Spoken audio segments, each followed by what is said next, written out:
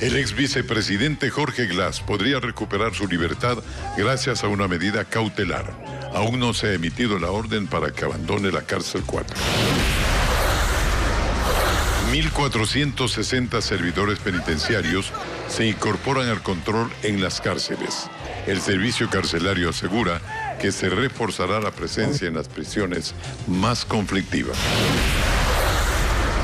El Ministerio de Salud confirma que en el país existe un brote de sarampión. Hay 2 contagiados y 11 casos sospechosos. Dictan orden de prisión a los 7 delincuentes que tomaron a enfermeras como rehenes en el hospital de Chone, tras intentar asesinar a un sujeto en esa casa de salud. Aumenta el descontento social en China por las drásticas medidas de cero COVID y los continuos confinamientos.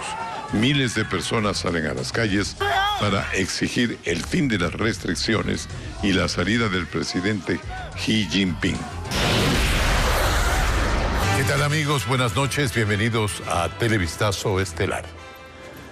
Y empezamos informándoles que después de 5 años de prisión, el ex vicepresidente Jorge Glass recuperaría su libertad por orden de un juez de Santo Domingo que le concedió una medida cautelar. El exfuncionario tiene aún pendiente un pronunciamiento judicial que unifique sus sentencias y formalice los beneficios penitenciarios que le corresponderían. Francisco Garcés tiene más información sobre el tema. Al final de la mañana, el juez Emerson Curipayo de Santo Domingo concedió medidas cautelares a favor del ex vicepresidente Jorge Glass y por eso ordenó su inmediata liberación. Glass ha permanecido preso 5 años y 1 mes por 2 sentencias en su contra. Las medidas cautelares fueron solicitadas por Cristian Palacio Zambrano, quien aseguró que Glass ya debía estar en libertad porque ha cumplido la mayor parte de sus sentencias. Además, según el peticionario, Glass debe ser beneficiario de la unificación de penas, derecho que el Estado le habría negado hasta el momento.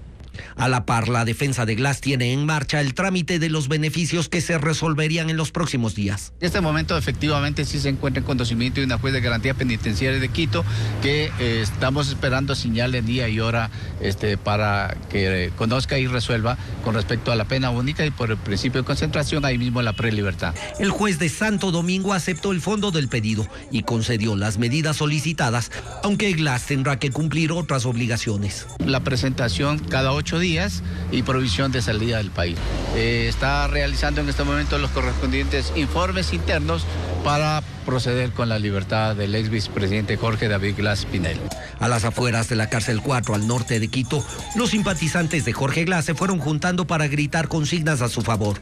Hasta el cierre de esta emisión no se hacía efectiva la excarcelación y su abogado anunció que tras dejar la cárcel, Glass se trasladará inmediatamente a Guayaquil. Una sola pregunta cabe en este caso. ¿Cuándo se producirá el pago del dinero con el que se perjudicó al Estado en estos escándalos que un tribunal analizó y sentenció? Recordemos que ese mismo tribunal no solo determinó que el ingeniero Glass vaya a prisión, sino que tenga que devolver esos dineros. Ojalá se produzca entonces. Y este lunes se graduaron 1.360 nuevos servidores del Cuerpo de Seguridad y Vigilancia Penitenciaria y se incorporaron 100 inspectores educadores para el sistema de rehabilitación social. Al evento asistió el presidente Guillermo Lasso, quien señaló que en el 2023 se sumarán otros 1.000 agentes para mejorar el control y seguridad en las cárceles del país. Paul Romero con el informe. La ceremonia de graduación de los nuevos agentes del Cuerpo de Seguridad y Vigilancia Penitenciaria se realizó este lunes en el Estadio Olímpico Atahualpa en el norte de Quito. Al evento asistieron el presidente Guillermo Lasso, ministros de Estado, la cúpula policial, militar y las autoridades del Servicio de Atención a Personas Privadas de la Libertad, SNAI. Esta masiva incorporación se realizó días después de la crisis en el sistema penitenciario que obligó al gobierno a declarar estado de excepción en las provincias de Guayas, Esmeraldas y Santo Domingo, azotadas por la violencia criminal y actos de terrorismo. El Estado jamás se someterá a la delincuencia organizada ni a ningún tipo de narcotráfico ni de terrorismo. Esta es la incorporación de personal más grande que se ha realizado en el sistema penitenciario. 1.360 agentes para 36 centros de rehabilitación, 100 inspectores para 11 centros de adolescentes infractores. De ninguna manera vamos a permitir que las cárceles sean centros de operaciones de Lampa en el Ecuador. La distribución se realizará de acuerdo a los requerimientos de cada cárcel del país y de forma reservada. Este grupo se suma a los 1.500 agentes que tenía el sistema penitenciario, es decir, el incremento de personal es del 90%. Y eso no es todo. Que en el primer semestre del 2023 se integrarán 1.000 servidores más. Sin embargo, el porcentaje de guías con relación a la población penitenciaria se mantiene deficiente según el director del SNAI. Frente a más de 32.000 personas privadas de libertad. Es una cifra que nos debe hacer reflexionar y solo en ello darnos cuenta cómo se ha encontrado esta institución y el sistema. Y hoy casi duplicaremos el número de servidores del Cuerpo de Vigilancia y Seguridad Penitenciaria y lograr con ello más control y seguridad. El pago de salarios de los nuevos agentes, entre otros beneficios de ley, le representará al Estado $16 millones anuales. Dictan prisión preventiva para los 7 detenidos en flagrancia de un fallido intento de asesinato. En Chone, la noche del domingo, en el Hospital Napoleón Dávila, Córdoba, en donde criminales tomaron como rehenes a funcionarios de la Casa de Salud. Nuestra corresponsal Karen Ceballos con el informe. Por lo menos 10 altas médicas y 2 transferencias a otras casas de salud se dieron tras el ataque armado la noche del domingo en el Hospital Napoleón Dávila, Córdoba, de Chone. Una cirugía por una peritonitis, de hecho el paciente iba a ser intervenido.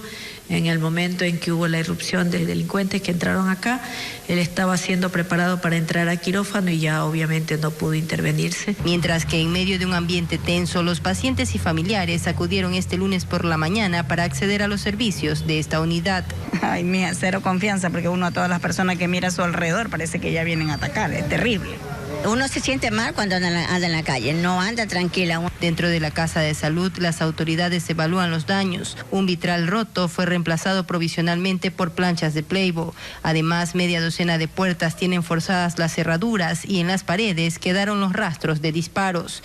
Es la evidencia del momento de terror que se vivió en el hospital de Chone y que fue protagonizado por 7 sujetos que irrumpieron en el edificio buscando a un paciente para matarlo.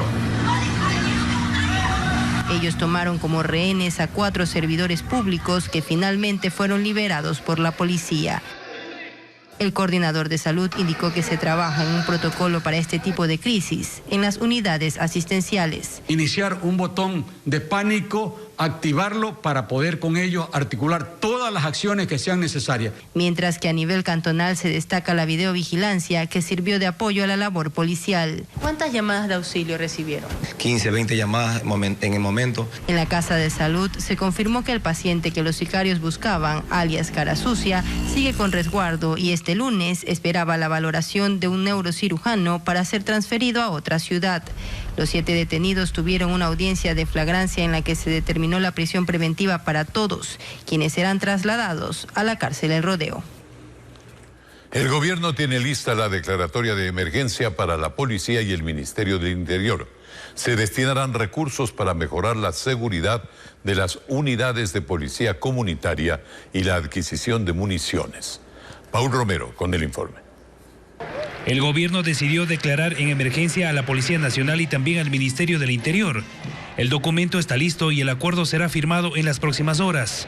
Así lo confirmó el ministro del Interior, Juan Zapata, quien señaló que esta declaratoria permitirá destinar recursos económicos para acelerar la construcción de nueva infraestructura policial, mejorar la seguridad y protección de los uniformados. ¿Qué es lo que nos interesa en este momento?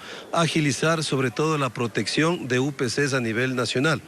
Ya tenemos priorizadas 23 en las zonas de conflicto. Este número puede aumentar porque vamos a extender a otras provincias. Hay montos diversos, hay algunos que van entre los $12,000 por UPC y otros que van entre los $8,000, porque depende obviamente del dimensionamiento. Solo en los cantones de Guayaquil y Durán, 10 unidades de la policía comunitaria fueron atacadas por bandas delincuenciales vinculadas al narcotráfico durante los actos de terror en agosto pasado.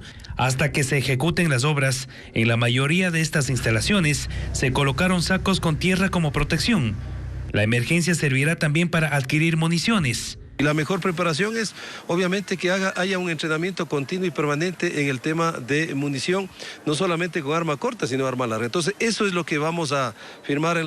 No olvidemos que nosotros en abril tenemos 8.500 policías en la calle.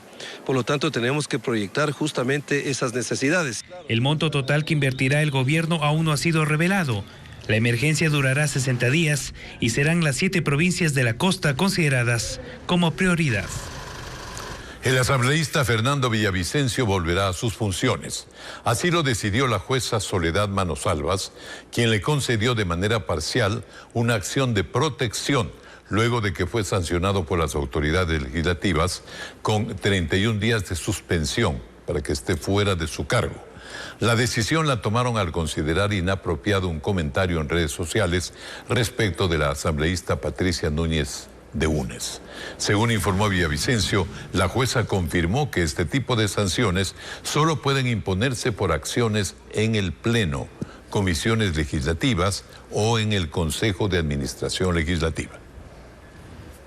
Esta decisión de la jueza confirma que la acción de 5 miembros del CAL lo que hizo es vulnerar mis derechos constitucionales. La ley orgánica de la función legislativa, invocado por los miembros del CAL, no establece en ninguna parte que haber escrito un tuit o un mensaje en una red social sea motivo y razón para suspender a un legislador. Apelaron los representantes de la Asamblea y de los 5 legisladores, pero la acción es inmediata, tiene que cumplirse de forma inmediata, es decir, el día de mañana yo me reintegro a mis funciones. Luego de la posesión de Olindo Nastacuaz como consejero de Participación Ciudadana suplente, el presidente del organismo advierte que no podrá ejercer el cargo, mientras la minoría del Consejo pedirá que el ministro de Gobierno les garantice una autoconvocatoria. Patricio Díaz nos cuenta además que en la Asamblea se suman rechazos a esa posición. ¿Jura usted por su honor que cumplirá fielmente las funciones otorgadas por la Constitución y la ley? Sí, juro. Es la posesión de Olindo Nastacuaz como consejero de Participación Ciudadana suplente, en medio del rechazo de varios legisladores que mostraban pancartas asegurando que es un acto ilegal al existir una medida cautelar que lo impedía.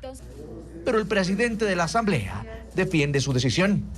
Es decir, debe respetarse el marco legal, constitucional, y tendrá que constituirse el nuevo Consejo de Participación Ciudadana, que tiene por misión nombrar autoridades, obviamente.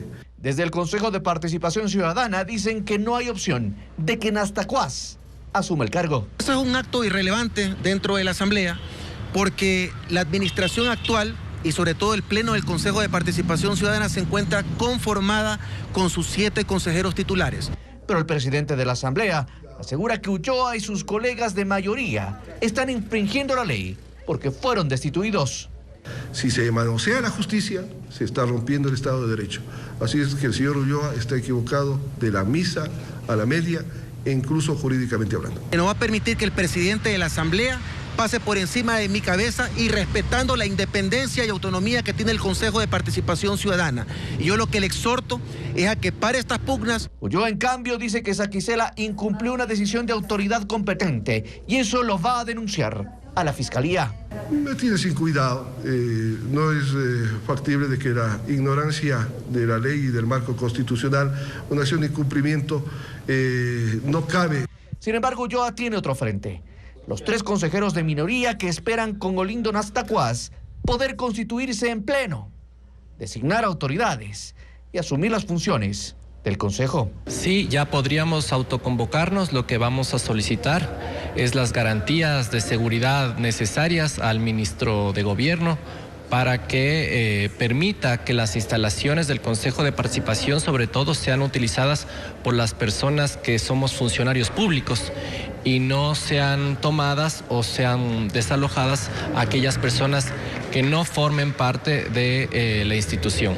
La pugna sigue y en el Consejo de Participación Ciudadana, que ya tuvo 2 presidentes en la misma oficina, nadie sabe lo que pasará mañana.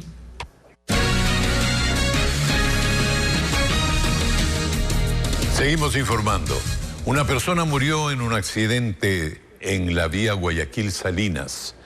Dentro del vehículo, se dice, habría estado un jugador de fútbol. Y también dentro del carro, los agentes de tránsito encontraron botellas de cerveza. Melina Ochoa nos informa también sobre un segundo accidente con 6 heridos en la vía Guayaquil-Daule.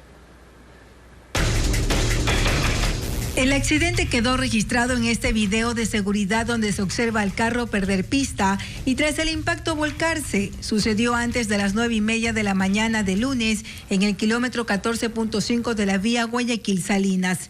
Las autoridades aún no determinan cuántas personas iban en el vehículo. Sin embargo, se confirmó que Marcel Javier Mideros Moreno falleció. El conductor no se encontraba ya en el sitio. Asimismo, existe una persona la cual fue movilizada hasta una casa asistencial, la cual se encuentra fallecida. Ecuavisa tuvo acceso al parte del accidente en el que se establece textualmente que persona responsable, persona lesionada que iba en el vehículo, Angulo Solórzano Marco Antonio, y cuyo número de cédula corresponde a un jugador de fútbol profesional. También tenemos unas botellas de cerveza en el vehículo. El motivo no se sabe. Ya tomó las respectivas imágenes y eso se pone en el parte de novedades, en observaciones.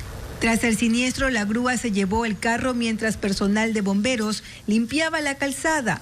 Existen varias señales que producto del volcamiento fue derrumbando. Asimismo, el poste también presenta daños materiales, por lo cual se empezará a realizar las respectivas investigaciones para verificar cómo fue el accidente, qué suscitó. Pero no fue el único accidente de tránsito que se registró la mañana de lunes. Una hora después, a las 10:26, en el kilómetro 16.5 de la vía Guayaquil-Daule, se registró otro entre un tráiler y un bus interprovincial. Me percato de que el tráiler pierde pista, impacta al conductor del bus y posterior se volcó el tráiler y también el bus. Los 2 vehículos volcados quedaron a un lado de la vía. El bus iba casi lleno. El percance dejó 6 heridos. 2 personas adultas y 3 menores de edad. Y ahí a lo que el carro ya se viró la sucre, yo me quedé enredada. Mi vestido se enredó en lo de la parte del asiento porque está donde uno pone los brazos. Y la bebé se me aflojó. Y yo dije, mi hija ya se me cayó por esos vidrios. En este último siniestro de tránsito no se reportaron fallecidos. El conductor del bus fue trasladado a la Fiscalía a rendir una versión.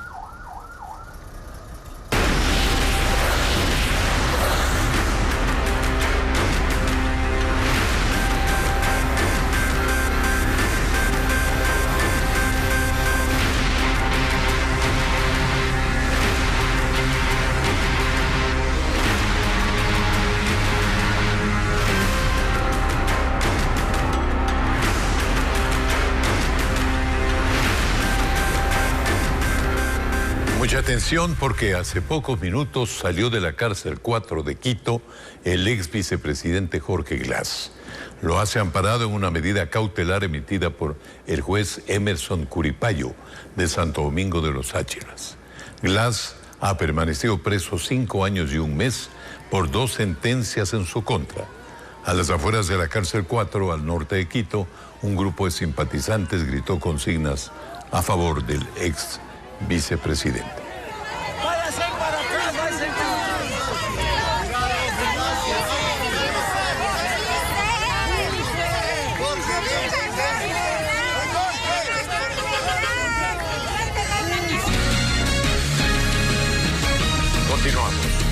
Cerca de las 19:30, el ex vicepresidente Jorge Glass dejó la cárcel 4 en Quito en cumplimiento de una orden de excarcelación.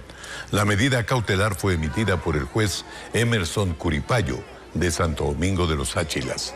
Glass deberá presentarse cada 8 días ante la autoridad judicial y tiene prohibición de salir del país.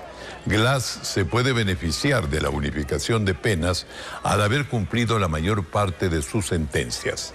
Seguidores del ex segundo mandatario, condenado por casos de corrupción, lo esperaban afuera. Se conoce que Glass se trasladará a la ciudad de Guayaquil. Y con 2 sentencias ejecutoriadas a 6 años de prisión por asociación ilícita y a 8 años por cohecho, el ex vicepresidente Glass accedió al beneficio penitenciario de prelibertad. El recurso fue aceptado por un juez de Santo Domingo. Sin embargo, Glass no ha cancelado millones de dólares, a cuyo pago también lo sentenciaron los tribunales. Jorge Glass tiene 2 sentencias en su contra, una de 6 años por asociación ilícita en el caso Odebrecht emitida en el 2017 y otra por cohecho en el caso Sobornos, donde se le impuso una pena de 8 años de prisión. En el caso Odebrecht, la compañía entregó coimas a funcionarios públicos en América Latina y Ecuador no fue la excepción. En la sentencia, el juez Edgar Flores señaló que el exfuncionario favoreció con contratos públicos a la constructora brasileña a cambio de coimas. Videos circularon en los que se observaba a funcionarios de la empresa en reuniones con el tío de Jorge Glass. También hubo audios en los que se mencionaba al ex vicepresidente. A los acusados se los condenó a resarcir al Estado más de 33 millones de dólares, que son los que Odebrecht reconoció haber pagado en sobornos. Entre Glass y su tío Ricardo Rivera debían cancelar más de 14 millones. Rivera falleció a inicios de este año y Glass no ha pagado.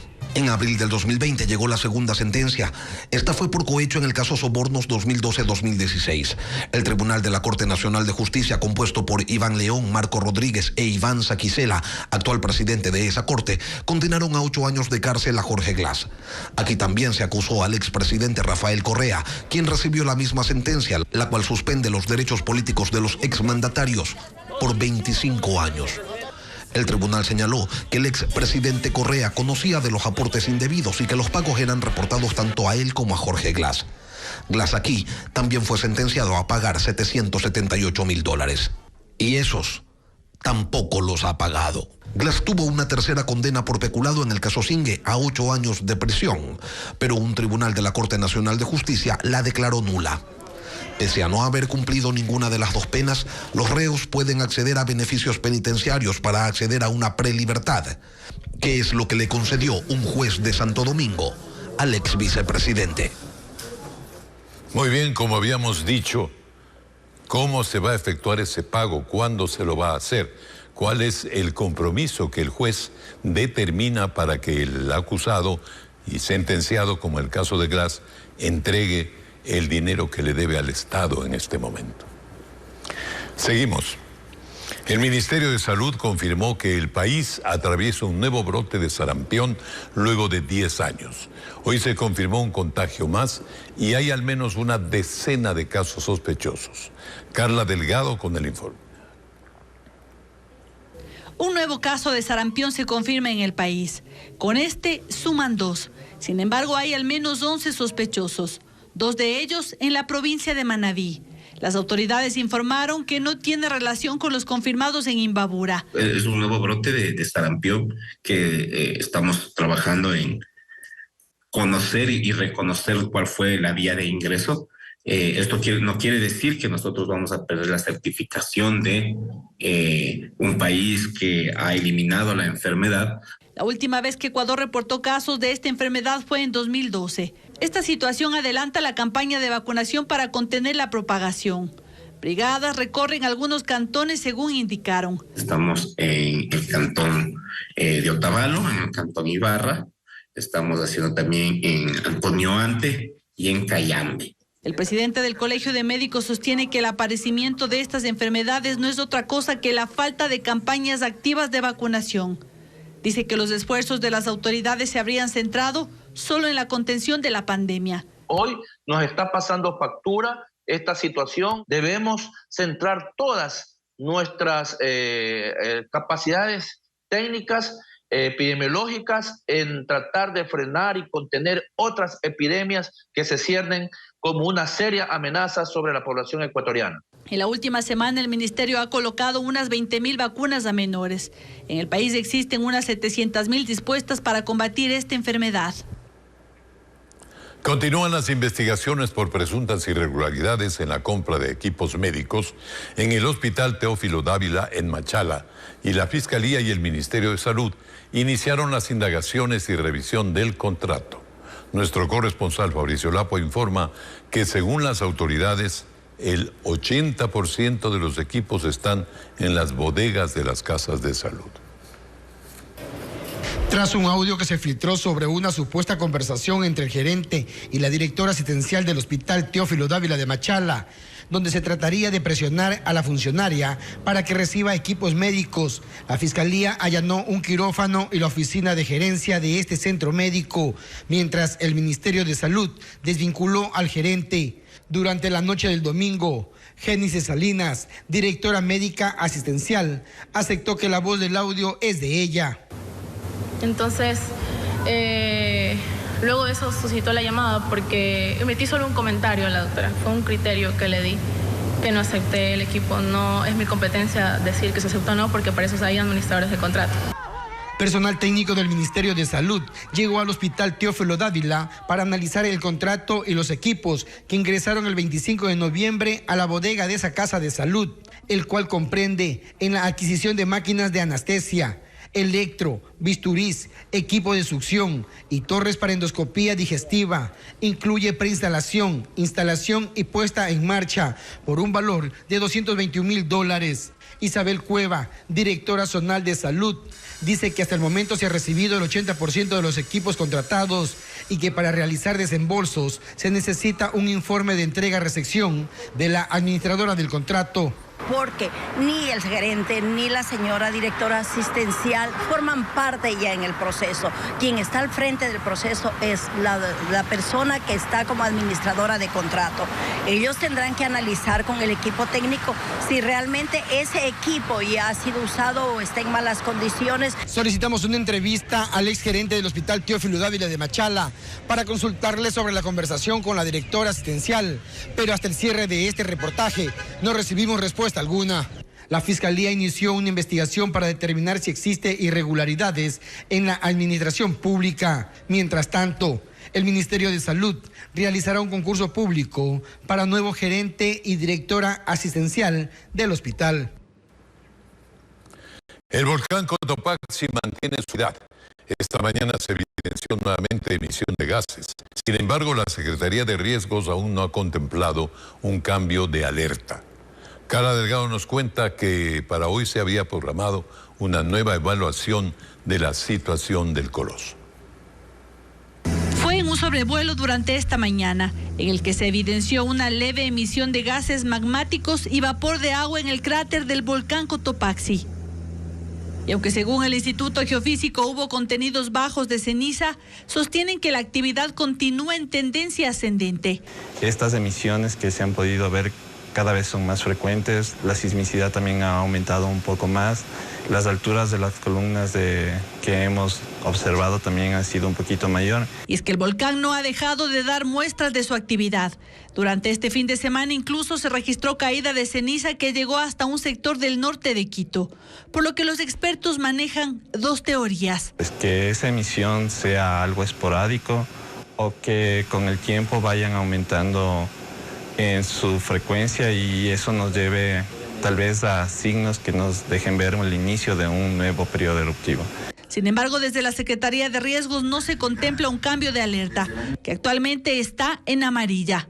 Pero esta actividad que hemos tenido en octubre y en noviembre no llega todavía a la magnitud de la actividad que fue en el 2015, que fue un poco más agresiva. Para el investigador de la Universidad Politécnica del Ejército, Teófilos Turqueridis, las autoridades deben hacer una reevaluación de las medidas preventivas. Pero muchas de esas rutas de evacuación eran equivocadas en su tiempo y siguen a ser equivocadas también hoy en día. Y todo esto tenemos que reevaluar es decir, la academia que ha hecho publicaciones, reportes, documentales. Agrega que hay que recordarle a la ciudadanía los planes de contingencia para este tipo de fenómenos naturales. Esta tarde los técnicos del Instituto Geofísico realizarán una nueva evaluación con las evidencias que ha dejado el Cotopaxi en los últimos 3 días. 4 personas fueron asesinadas en el noroeste de Guayaquil durante un enfrentamiento entre bandas delictivas. Una de las víctimas es una mujer a quien se le encontró varios celulares y otros objetos presuntamente robados. Merlin Ochoa nos amplía.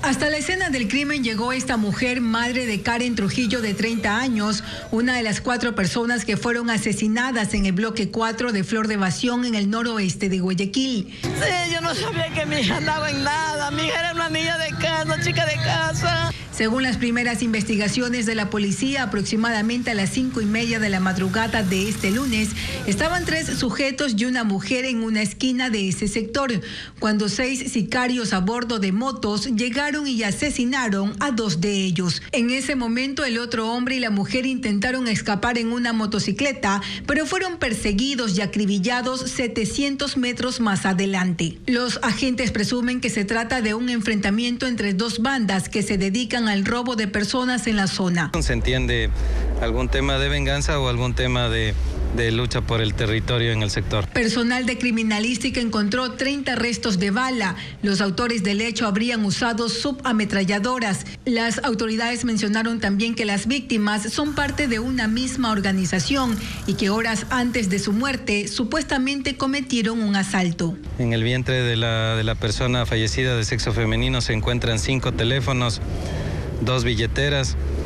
Estos momentos nos acaban de confirmar que se encontró también en uno de los occisos un bolso con calculadoras y otra billetera que pertenecería a algún estudiante.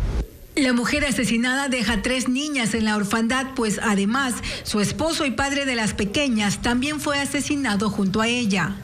En el lugar de los hechos, las personas indican que una vez que les victiman a estas personas, le revisan los bolsillos y tratan y se llevan el arma que utilizaban y también la motocicleta. Los cadáveres de los asesinados continúan en la morgue, donde sus familiares no quisieron referirse al tema. Autoridades de la Universidad Católica y estudiantes acordaron aplicar nuevas medidas de seguridad dentro y fuera del campus universitario. Lo hicieron en una reunión luego de que uno de sus estudiantes fue asesinado el día viernes. Esto en Guayaquil. Diego Cuenca informa. El asesinato de Dani Zarango, estudiante de enfermería de la Universidad Católica de Guayaquil, motivó que sus autoridades se reunieran con los representantes estudiantiles para buscar fortalecer las medidas de seguridad dentro y fuera de la institución.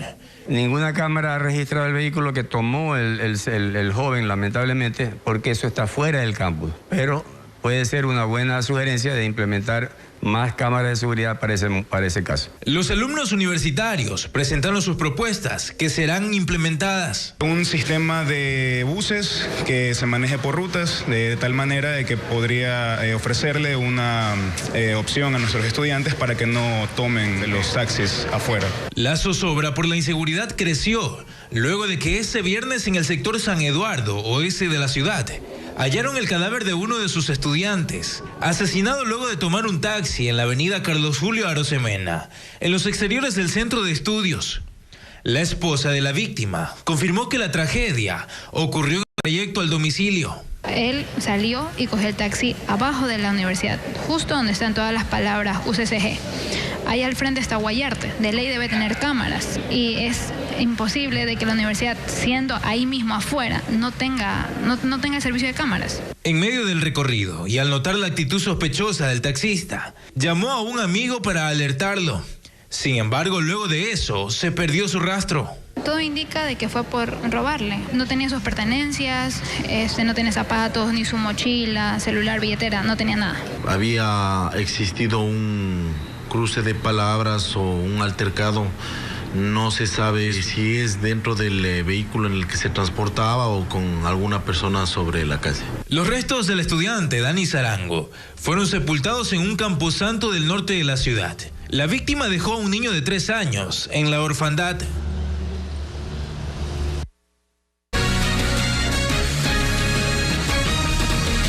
Pequeños y medianos productores camaroneros denuncian su crisis en la comercialización de ese crustáceo, cuyo precio sigue cayendo debido a una sobreoferta del producto en el mercado internacional.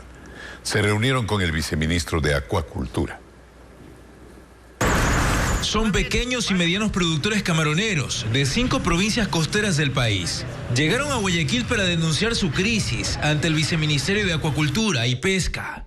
Se quejan por el valor que les están pagando las empacadoras. En septiembre, por una libra recibían $1.67, pero durante noviembre recibieron hasta $1.22. Así lo explica Oswin Crespo, productor de Pedernales, Manabí. En el último mes hemos perdido entre 40 y 50 centavos de dólar, dependiendo la talla, hasta 60, en cada libra de camarón. Aseguran que el problema radica en la sobreoferta del producto que existe en el país. Por eso tienen un reclamo, porque estarían en riesgo al menos 150,000 plazas de empleo debido al bajo precio del crustáceo. Que se paralice la construcción de nuevas camaroneras y que se establezca un cupo de exportación para que todos los camaroneros medianos y pequeños tengamos el mismo acceso a los mercados del mundo. El viceministro de Acuacultura y Pesca recibió a los camaroneros y aunque no llegaron a un acuerdo, continuarán los diálogos. El viceministro nos habló que iba a buscar una mediación con el gobierno y también con el sector también que en este caso predominan los precios a nivel nacional. Mientras tanto, los productores anuncian que desde este 7 de diciembre paralizarán sus ventas. La paralización va a no vender producto camaronero a las grandes empacadoras. Buscamos entrevistar al presidente de la Cámara de Acuacultura, pero la entidad no accedió a hablar sobre el tema. La crisis de los productores camaroneros ocurre en medio del incremento de las exportaciones, pues en lo que va del año se han enviado desde el Ecuador cerca de 2.000 millones de libras de camarón por un valor de más de 5.300 millones de dólares. El estado en el que se encuentran las paradas del metro de Quito en superficie preocupa a los exveedores de la obra, a los concejales y también a transportistas. Afirman que todavía no se han hecho algunas adecuaciones para que se convierta en un sistema integrado de transporte. Alex Pila profundiza el tema. Quisimos embarcar a los pasajeros en el tren de la información del metro, pero a días de iniciar el periodo de prueba, la empresa encargada no nos ha querido recibir y se niega a aclarar las dudas que se han generado. El metro de Quito requiere adecuaciones en la infraestructura para el uso de las paradas de la superficie. Pero esto es lo que se ve. La pregunta es, en ese espacio, en superficie, ¿qué va a pasar? Y ahí necesitamos, el municipio tiene una deuda en este tema, que tiene que adaptar las zonas en superficie para que esos grandes flujos puedan tomar el camino que les corresponde. Aquellos que caminen, que tengan veredas accesibles, que sean veredas bien conformadas, que sean caminables. Aquellos que van a cambiar el transporte, subirse a un bus, que tengan paradas. La ordenanza 17 que se aprobó en 2020 plantea obras arquitectónicas que permitan la integración de buses con el metro. Una de ellas, donde no se ha movido una sola piedra, es en la Eloy Alfaro y República, en el norte de la ciudad. Aquí se debió realizar adecuaciones para que los buses entren y salgan. En todas las paradas tienen que ser intervenidas, porque tienen que acoplarse al nuevo ritmo de entrada y salida de personas de un subsuelo, que debe primar la seguridad ante todo. Otra de las paradas es en el Parque El Arbolito, en la avenida Tarqui y 6 de diciembre. También demanda diseños arquitectónicos. Y eso fue planteado mediante un concurso que se iba a hacer con los técnicos arquitectos quiteños y nunca se lo implementó desde la administración Rodas. Y eso se ha venido votando hacia adelante y nadie lo ha hecho. La ordenanza también demanda una buena señalización para los pasajeros, porque lo que se ve es que en las entradas y salidas del metro en la Eloy Alfaro pondrán a los pasajeros en medio del tráfico. Las autoridades anunciaron que en diciembre iniciará la operación del metro de Quito y pese a tener varias inquietudes e interrogantes que comparte la ciudadanía, no hemos tenido respuesta ni apertura.